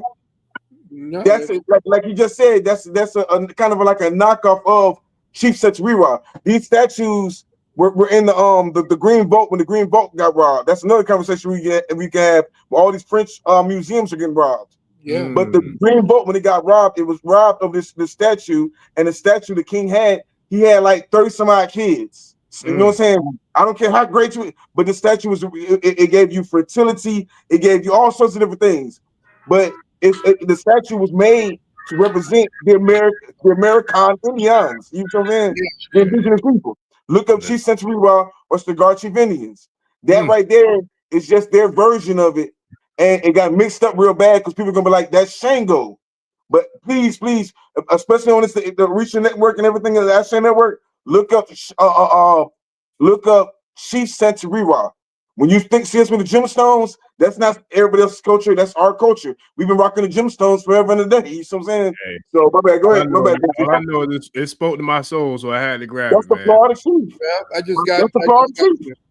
Yeah. From all the way to West Florida, New Orleans. When you're doing the time set, he was running everything. He ran the section, but he was also a youngster. Like Chief Santeria was young as hell. But when you look it up, it's like he was running his section. His father was chief. Now the Moors came over here and start intermingling with the tribes and broke it down from the inside out. You see what I'm saying? It wasn't the white man that broke them down. The white man, what he did was, or the Portuguese, we're really Portuguese people like that. They came down. And what they did was they played both sides. Double agents. The Timucua chief was already beefing with other chiefs. Now Timucua isn't one tribe; it's really enemy. They're river clans, they're river tribes. You know what I'm saying? But it's a bunch of them. But he was born in Turkey Scratch, but he was living in Jacksonville. They would never name them calling Jacksonville. That's why I kept on talking about the Jacksonville River and everything else. So that's history. That ain't no a story that was told or passed down the past. No, that's our history. Yeah, that's something you can look up right now. When you talk about the dragons and everything else, that's Florida. That's Florida history. Like he said, America means the land of the plumed serpent. Listen. So all that like all this belongs to us. You know what I'm saying? Not just Africa, not just Asia. Yeah, the globe. All this belongs to us. You know what I'm saying? So yeah, wonderful. Chief Santeria, man. Chief Santeria. Hey, Uncle Hank, do you want to close us out because Doc ready to go, and I don't want to hold him past his time because I want to get him back. Yeah, let's wrap it up because it's time for going to the deep meditation zone. Thank you, Baba Phil. Thank you, Ifa Stone. Thank you, Arisha Stone, and thank the audience. Blessings until part 2. Like I said, please. 800-847-1291, 800-847-1291 if you want to deal with our services. Again, please call my wife. Well, not call her, text her or her daughter. And I would say if you are looking for any of the services, please call. We will get back to you. And please make sure as you're leaving a message, don't leave a message while you're outside. There's a whole lot of noise and everything feeding in. Make sure that you the number 2 or 3 times, because a lot of times if we don't get your number and you break off, then we can't call you back. Okay. I say. Nah, Doc, listen, I knew it was going to be legendary, epic, so I definitely give gratitude and thanks, and I appreciate you, and I give gratitude and thanks to the Queen for allowing you to spend this much time with us tonight, and I'll definitely be in touch. I look forward to doing it again as soon as possible, as soon as our schedules will, allow. So, man, I can't thank you enough. This was powerful, so I appreciate you, Doc. Thank you very much for the invitation, and everyone out there, thank you for hanging in there with us. Much love and light to you. I say. Yes, sir. All right, family. I appreciate y'all. We'll see y'all on the next episode. This has been another episode of the African Spirituality Experience. I'm your host, Arisha Bamey. Shout out to Dr. Baba Phil Valentine, as well as Uncle Hank and none other than Arisha Stone up in this thing, man. I appreciate you all, family. I'll see y'all on the next one. We out, family. Peace. Ẹni tó gbàgbé ilé ṣàpò ìyàgbọ́ tẹ́ǹtẹ́ ní takisa ní tàtàn ò bá padà sílé anítìjàkọ ẹja lọ pé eégún mo ṣe nígbẹ́rẹ́ ìpàkọ́. Forsake not your ancestors and pray.